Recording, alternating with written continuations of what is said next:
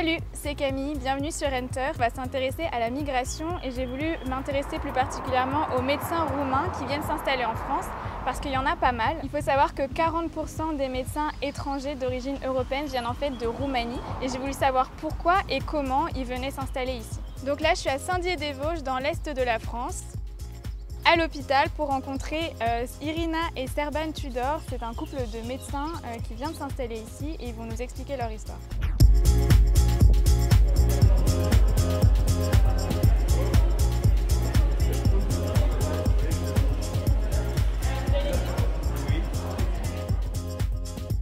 Nous sommes venus en juillet dernier pour un entretien avec bien sûr, monsieur le directeur. Et ça s'était très bien passé.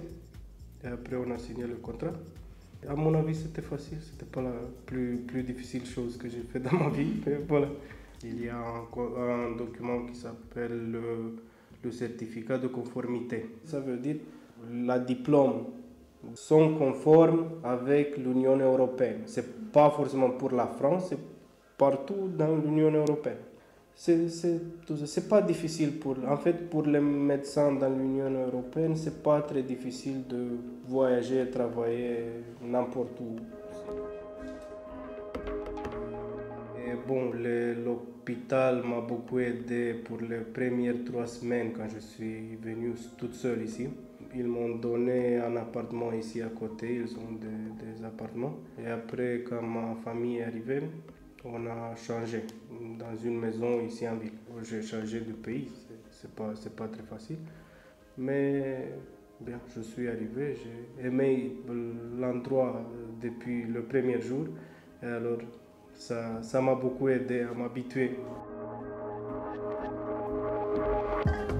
À l'époque, en février 2020, je parlais rien du tout français. Je ne connaissais pas la langue de Voltaire. Mais pendant le confinement qu'on a eu en mars et avril dernier, j'ai essayé de trouver des manières d'apprendre le français très très vite. Et j'ai commencé à beaucoup écouter. J'ai écouté même Radio France, et RFI et les nouvelles. Et alors j'ai utilisé des applis sur mon portable pour apprendre le français. Je suis un millénial, je me débrouille bien avec les applis. Et quand je suis arrivé en juillet, j'arrivais à parler. Bon, j'ai passé mon entretien ici, en tout cas. Mais bien sûr, quand j'ai commencé à travailler, c'était plus facile.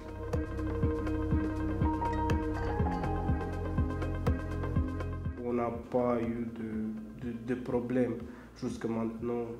On a eu de très bonnes relations avec les collègues. Alors, pour nous, c'était facile. Je ne sais pas si c'est pareil pour tous les médecins qui viennent ici en France, mais pour nous, ça a été. On aime bien notre métier. Et alors, c'est mieux de la faire comme il faut.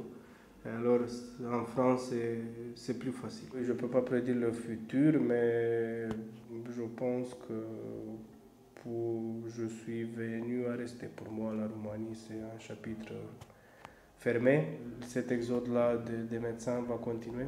Et je ne comprends pas comme les autorités et les politiciens sont à l'aise avec cette idée-là.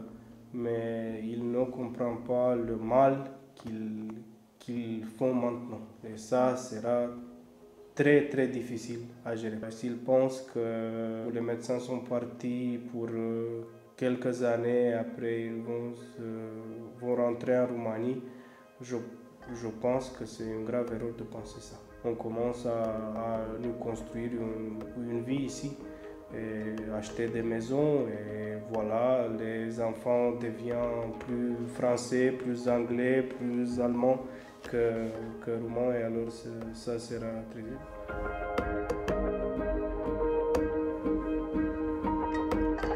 Ok, donc c'est plutôt facile pour les médecins roumains de venir s'installer en France et ils ont l'air de bien s'intégrer, mais ça n'explique pas pourquoi ils partent. Donc là, je vais aller voir Irina, c'est la femme de Serban, pour essayer de comprendre tout ça.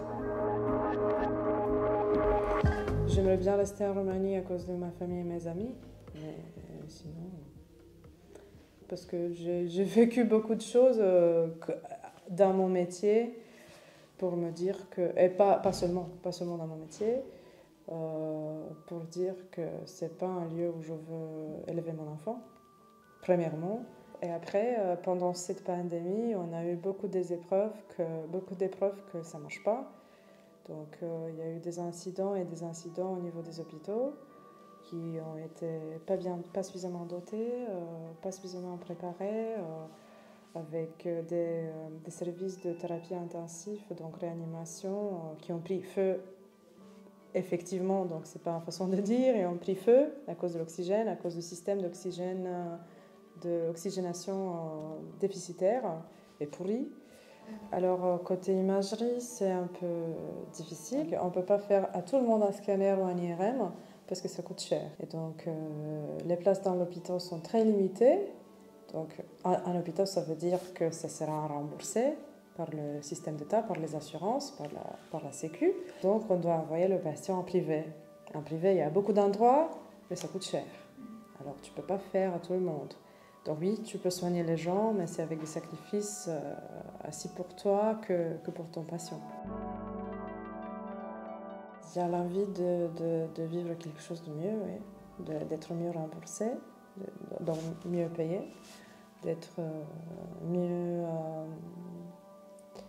voilà, d'être respecté, voilà, comme médecin. En France, j'ai vu des patients qui sont un peu récalcitrants, donc les patients sont parés partout, on va dire, mais à mon avis, c'est un métier beaucoup plus respecté qu'en Roumanie.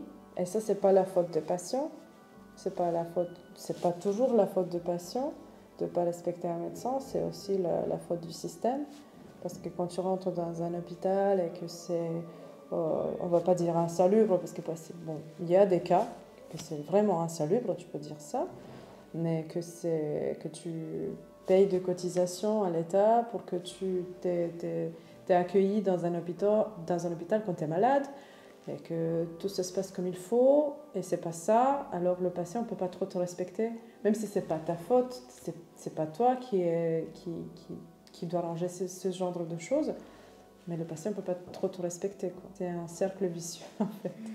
Voilà.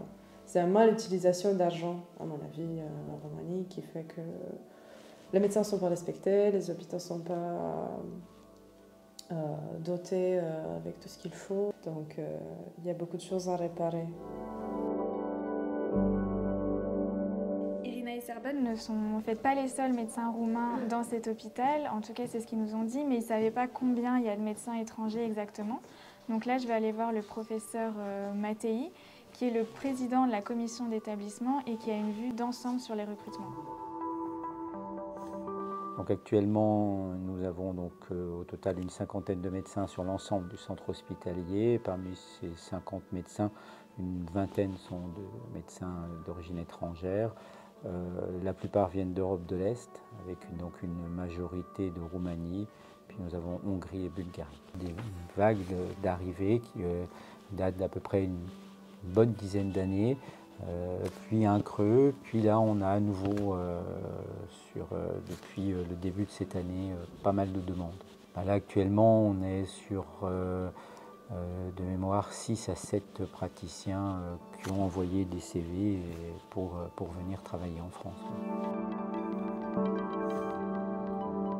La proportion est nationale. En fait, il y a eu dans les années 80 une diminution du nombre des étudiants en médecine qui pouvaient accéder à un poste de médecin en France sans avoir vraiment fait attention à l'évolution de la démographie et du vieillissement de la population, ce qui fait qu'on a une complète inadéquation entre les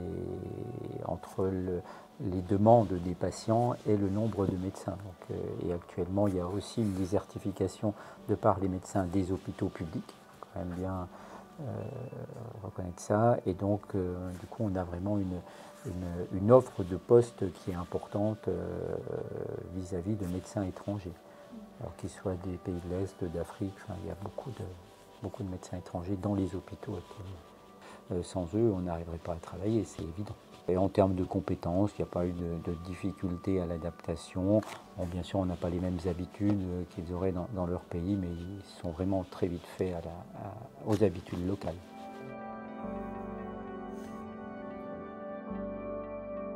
Voilà, je pensais pas, mais il y a beaucoup de médecins étrangers à Saint-Dié-des-Vosges. Et en fait, c'est pas qu'à Saint-Dié-des-Vosges, c'est partout en France parce qu'il y a une demande assez importante de médecins ici, vu qu'on n'en a pas formé assez. Et c'est pas que des médecins roumains, c'est des médecins qui viennent de partout d'Europe de l'Est. Le problème, c'est que ces pays laissent leur pays avec très peu de médecins par habitant. Et en Roumanie, c'est même pas que les professions médicales qui sont concernées, c'est une fuite des cerveaux un peu plus généralisée. Depuis son adhésion à l'Union européenne en 2007, c'est le pays qui est le plus touché par cette fuite des cerveaux, justement. C'est dommage parce que la Roumanie forme très bien ses médecins. Il y a même des jeunes étudiants français qui vont étudier en Roumanie, mais elles n'arrivent pas à garder ces professions qualifiées. Voilà, si cette vidéo t'a plu, tu peux t'abonner sur Twitter, Facebook et Instagram. Et moi, je te dis à bientôt sur Enter. Ciao!